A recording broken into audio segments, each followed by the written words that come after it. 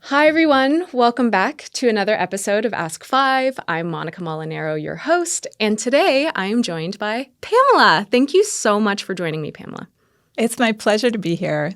Do you mind introducing yourself to our audience really quickly, just about who you are, where you're affiliated? Yeah, my name is Pamela Lamb, and I'm a postdoctoral research fellow at the Institute of Health Sciences Education. Excellent. So, Pamela, on today's episode, we asked a very interesting question of our guests. Do you mind just letting the audience know what that question was?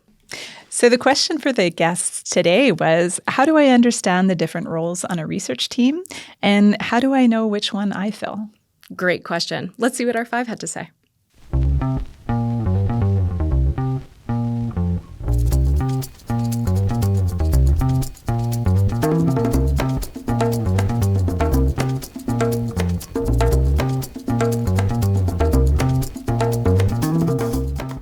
So today I'm joined by Maryam Wagner. I'm from the Institute of Health Sciences Education at McGill University. I'm an associate professor there, and I'm also the co-associate director of graduate programs. Aliki Thomas. I am an occupational therapist by clinical background, so that's many, many, many years ago. But I am now an associate professor in the School of Physical and Occupational Therapy at McGill University. I also hold an appointment at the Institute of Health Sciences Education in the same faculty of Medicine and Health Sciences at McGill. And I am also a researcher at the Center for Interdisciplinary Research in Rehabilitation, so one of the largest rehab research centers in the country. I think that's who I am. Hi, I'm Darusha Naidu. I'm a clinical psychologist by training, but currently I'm Canada Research Chair in Equity and Social Justice in Global Medical Education at the University of Ottawa. And I'm a South African. Hi, I'm Farhan. My evenings, nights, and weekends job is that I'm a pediatric intensive care physician at the Montreal Children's Hospital, McGill University Health Centre. I'm an associate member at the IHSE at McGill, and my other job is that I am the Director of Assessment and Certification / Examiner-in-Chief at the Royal College of Physicians and Surgeons of Canada. Beth Cummings. I'm an associate member of the Institute of Health Sciences Education and an associate professor in general internal medicine in the Department of Medicine. How do I know the different names for different roles? So in your experience, if you've been on a team and there's a PI or a co-applicant or a co-I or a collaborator, can you kind of walk me through A, those different terms, and then B, what those different terms mean? So first of all, I think sometimes those terms are used differently by different granting agencies. So if you're applying to a social sciences and humanities network versus, something different, like maybe the Spencer Foundation or something, those terms might be used slightly differently, in which case it's really important to go to those specific granting agencies and understand how they define those terms. When in doubt, use Google, of course. And if you want my definitions of what those terms mean, so beginning with the principal investigator, ultimately, it's the person who's responsible for the project. They're the main conceptualizer, or if you have co-PIs, they're the 2 or 3 people, whatever, who've conceptualized the project together. It's ultimately on the responsibilities on your shoulders to make sure that you're adhering to timelines, that, I guess all your I's are dotted and T's are crossed, and, everything that's supposed to be done is being done, whether that means applying for ethics, whether it means, you're hiring as many students as you said you would, and so on and so forth. Collaborators are people who can bring very important perspectives to the project.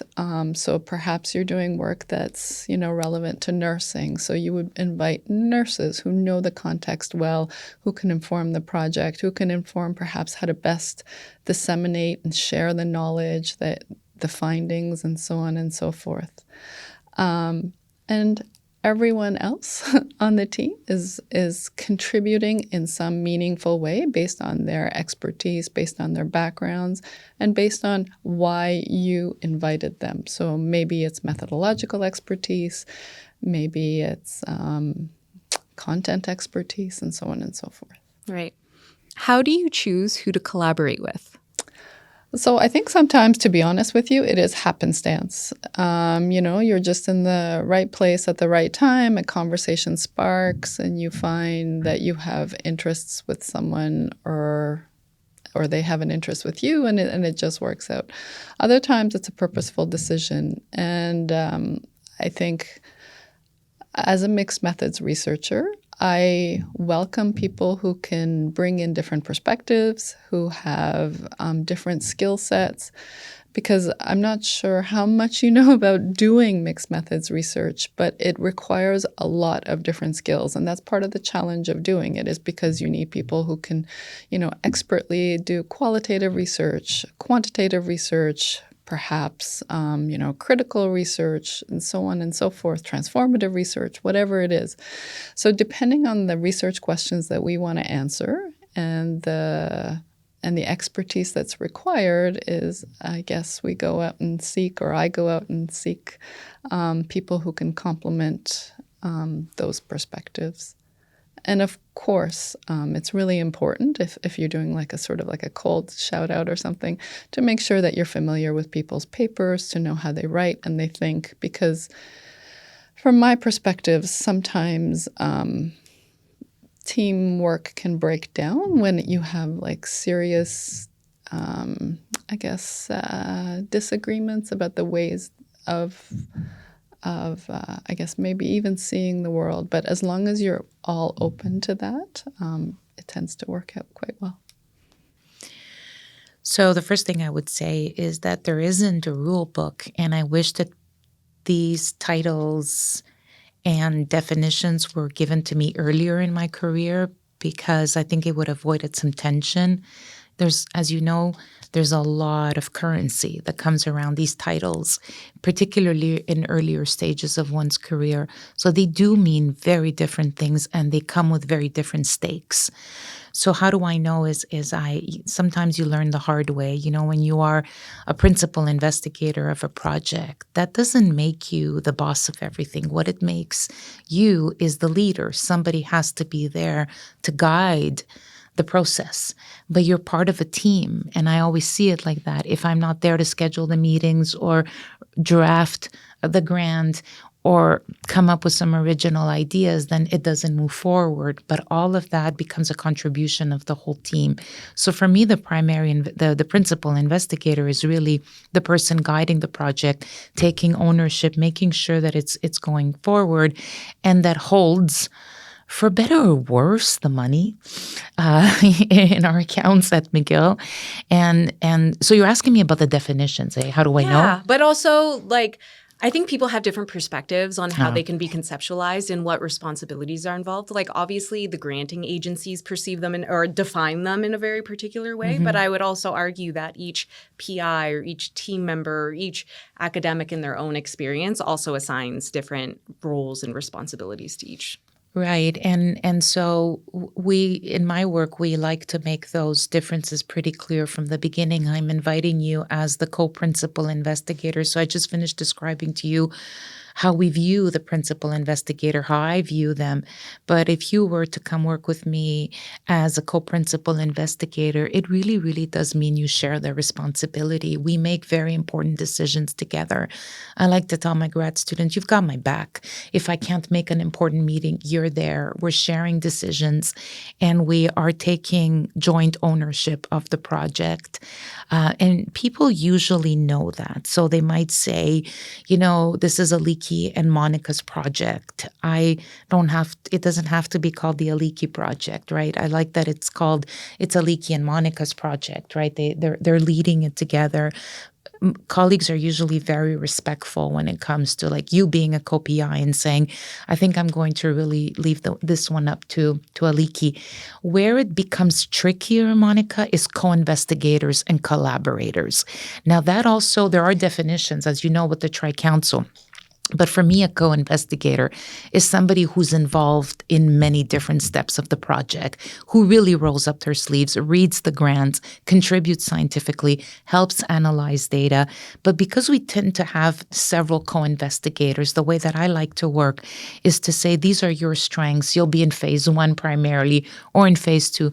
Like, you're a major qualitative researcher, I think, right? So if you were working with me on a big project and access to services, and you were if you were a co-principal investigator, I would probably give you, work with you on the whole, qualitative component of the study. The co-investigators have to be, in my opinion, involved in every single step of the way. They usually have stakes in this particular enterprise. The collaborators are trickier. And the reason why I say it's trickier is because assigning someone or inviting someone as a collaborator often feels like it's not important enough of a role. And depending on where the person is at in their career, they might say, there isn't enough in it for me. So I don't really have that many collaborators, except for when I apply for money at CIHR and they want collaborators because they tend to be interested parties. They tend to be managers or clinicians we're working with. And they're happy with that. They're happy not to have the CCV, right? They're happy not to have to sink their teeth in data analysis. But they're also very happy to tell you implementing this in practice is not going to work, giving those other perspectives. But this is sort of how I conceptualize it, and I like to make those decisions early on and then let it develop over time, because it's very difficult to see how things are going to be in 2 years, 3 years, 4 years, right? Projects sort of evolve a little bit. People sometimes come and go. Their responsibilities change. But they're important roles because we're teams, right? But it's also very important to delineate the roles, I think. I agree. Yeah. Yeah, 100%. So I'll answer it from two ways. One from how I teach and one from how I operate in those environments. So when I teach, I try to be very deliberate about how I describe those roles to students. So, for instance, and I won't go through all of them, but a PI would be the person that usually is the brains behind the operation, has the research idea, usually gets the funding and can control everything that goes on in the project and is really the boss.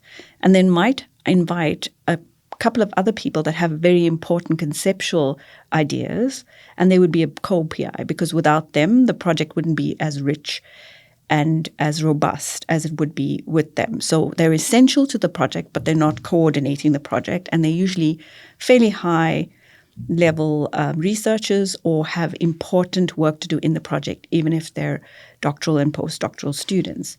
So those would be co-PIs.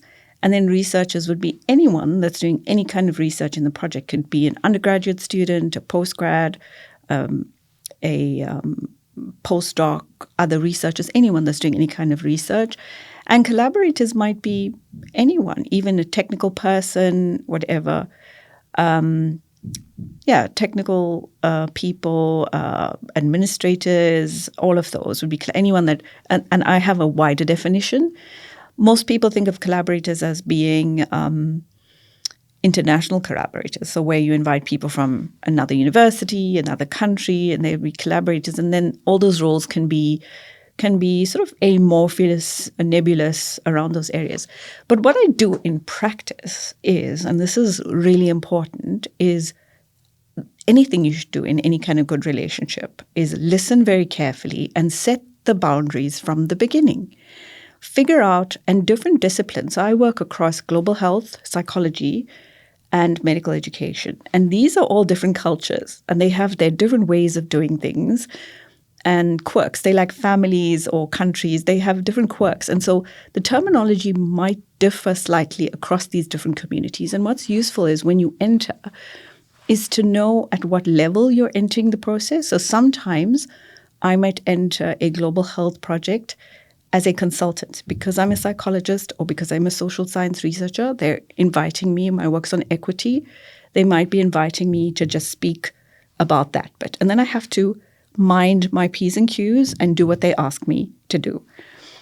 On the other hand, I might be invited as a PI in another project. But even within those disciplines, what those roles encompass are different according to the culture of whether it is global health, whether it is psychology, or whether it is medical education. For instance, medical education is a really friendly, kind of lean on each other kind of community. There's lots of room for talking. Global health tends to be broader. There's a lot more people from different cultures, different parts of the world doing big things on very big illnesses and serious conditions. People know their way around the rules of research in a very global kind of way. So it's about relationships. It's about understanding the cultures of the disciplines that you're working in. And it's about understanding that even in those disciplines, the roles are negotiable. So the key, I would say, is not to think that you know before you enter a space, is to listen very carefully, almost be like a mini anthropologist, watch what's happening in that. And if you're lucky, you'll start early and move up. And watch what's happening and negotiate roles, ask what the role should be, find out. Especially when it comes to authorship, start early and pay attention. So for me, when you're starting off in research, particularly people that are like me that are clinician educators, our primary focus is different than our colleagues who are professional researchers and have a PhD, and that's the primary work that they do. I think as a clinician educator, what you want to think about is, how do I get involved in interesting research ideas? I think that there is a breadth of what you can bring to research because you're both a clinician and an educator. And I think that you often have creativity and thought around what you'd like to see done in research projects. I think growing as a clinician educator, working with people that have in that professionalized role of a researcher helps you to learn and grow. And in that situation, you are a collaborator. You're working alongside with people. You are not driving the bus. You're on it for the ride, but you're helping along that way. Co-investigators in that circumstance, as you've moved up and as you're sort of part of that core team, an integral core team that's developing it, that's where you're the co-investigator. And where you want to get to as a clinician educator is to say, I think you want to maintain your clinical practice, and that takes time and balance and effort. You want to be involved in educational activities because that's probably what drove you to this. But you'd like to be a principal investigator in some research.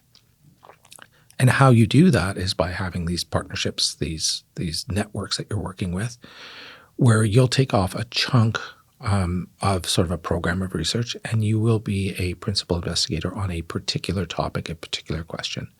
And those are things that I think bring value to you and bring you in as part of the broader community. I would say for someone like me, that was integral to how I grew and how I developed into the research role. I will never dedicate 75 to 90% of my time towards research. I love it, but it's more of an activity that I'm doing off the side of my desk in evenings and nights and weekends because I quite enjoy it. But I like my identity is identified by my clinical role, and so that's what I think you have to think about as a clinician who's doing research, and those are what the roles mean to me. How do I know what they mean? I ask whoever's asking me to engage in the project. And if I'm asking people to engage in my project, I say, would you be willing to do this? And if you take on this role, this is what it means to me for this project. And I think that's really, really important because, of course, they mean certain things at granting agencies, but they also mean certain things in researchers' heads in terms of the expectations that come with it. So I've worked on research teams where a collaborator can be somebody who reads the research protocol, reads a draft of the manuscript, and in essence signs off on the idea. and not that much more in terms of collaboration. I'm not saying doesn't contribute to those exercises, but in a relatively small way. I've been on other teams where the expectations of a collaborator are to do the exact same work as a co-investigator, but without having to submit a CV to the granting agency, because that's something that just wasn't doable in the timeline or too painful. And I've been on other teams where being a co-investigator, for example, or a co-applicant implies that you're also going to be involved in the supervision of learners on the project. And all of this is sort of like potentially code because people may think it's obvious, but because the same words are used in different ways, partly by the different agencies, but also partly by us. And what might be needed on a particular project might also be different. So the work of a collaborator who's a methods expert is going to be different than the work of a collaborator who's going to be an expert in the dissemination aspect of your work. And I think kind of just being really clear about definitions of the role when someone invites you in, and also clear about what part of that you can fulfill and contribute is really, really key. And I think along those lines too, making sure that you have open communication so that if you've said to the PI or the person putting the team together, I think I can take this on and this is what I think I can contribute. I think it's also really important to say, and if you think I'm not contributing enough or I'm not measuring up or I'm not doing what you need me to do, I'd rather you not just be disappointed, but tell me. And then we can have a conversation about whether I can't because I can't and I'm at the limit of what I can contribute. And then you decide if I want to, or whether it's just because I got distracted and I prioritized other things. And for me to really be a good member of the team, I have to like reprioritize this in certain moments. And I think that's also really important because people's roles can kind of also shift over time. And there are teams where you sort of have to prove your worth to work your way up, in a sense, up the ladder. And there's other teams that really it's about, do you meet this definition on paper? And if so, then yeah, go ahead, sign on. And I think all of those are valid and all of those are valuable. And I think it's a bit less straightforward in some sense than like authorship rules, for which there are, at least in principle, international standards that we're all meant to follow. I think with how people work together can be a little more tricky. If people just aren't honest up front and don't ask the question, what exactly do you mean for me on this project when you say that? And not even assume if it's people you worked with before that it necessarily means the same thing on each project, because on one project you might have a lot of theoretical knowledge and background, and in another project be included for a totally different reason. So Pamela, what did you think? I think that the guests responding to the question for this episode, it builds so nicely on the question from the previous episode, which was, how do I work with people who think differently than me? And in a similar spirit of openness and generosity, I appreciate how the guests talked about inviting those different perspectives when seeking collaboration. And whether you come upon your collaborators by happenstance or through purposeful decision, as Maryam was saying, that collaboration is really a process of cross-pollinating different ideas from those different cultures and different disciplines. And it also takes trust to be able to share your ideas openly, respect of those different perspectives, and a kind of care to negotiate differences when they arise. So I like how they touched upon these attitudes or qualities of a researcher engaging in collaboration, and also the importance of cultivating skills like being able to listen well, being able to observe what's going on. So not to think you know about the culture of a discipline before you go into it, but through making relationships with your collaborators, you're getting to learn about the different cultures. I agree that the culture of medical education is a particularly friendly one. And that research at its core is inherently a collaborative process. Was there anything else that you wanted to talk about? Oh, I think they also spoke well about the the trickiness of collaborators, that they have to feel that they have a stake in the project in order to get involved. So I suppose that approaching a potential collaborator requires not only that clear communication around delineating roles and expectations, but also persuasive conversation to enable them to feel that stake in the project. There is a lot of negotiation that needs to happen, and also picking at, it's not necessarily everybody's strengths per se, but like picking at everybody's interests, like figuring out what is going to help motivate people stay in the project or stay as a member of the team. It's really interesting to think about like all the skills we need to develop to build a team, and then also be a good team member on top of being a researcher and on top of being a scholar. Absolutely. Yeah, those skills and relationship building in research as in life seem to go a long way. Yeah, they do. With that, Pamela, I wanted to thank you so much for joining me on Ask 5 today. I really appreciate having you on here.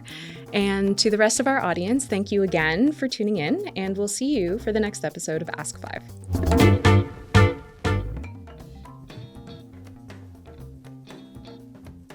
Okay. How many seagulls would need to be in your house before you became suspicious that someone was putting them there? How many seagulls? Seagulls. 1. You're going to be unhappy because your hair's a little bit, there's some frizz. Oh, of course there is. That was so beautiful. Question 1 is done. Was there anything else you wanted to say to that question? No. But I need to look at her and see if I have to scowl. No. Don't have to scowl. She looks fine. I know it feels really weird at first because we're in a room with other people and we've got equipment and we've got everything else. But I think as time progresses, it does feel a little bit more natural. This is podcasting. 101 for me. Yeah. Yeah. Jurassic Park was a never. Well, I've never seen. Okay. I'm scared of plenty of children's movies. Thank you, Pamela. That's the outro. I didn't know if there was anything else you wanted to say, though. I just felt like it was a perfect little, Perfect. You know, women love the tall, dark, and handsome. And when you got 2 out of 3, you're in good shape. It's the triangle, right? Done. Easy peasy. All right, ready? Yes. Is that okay? All right. Good.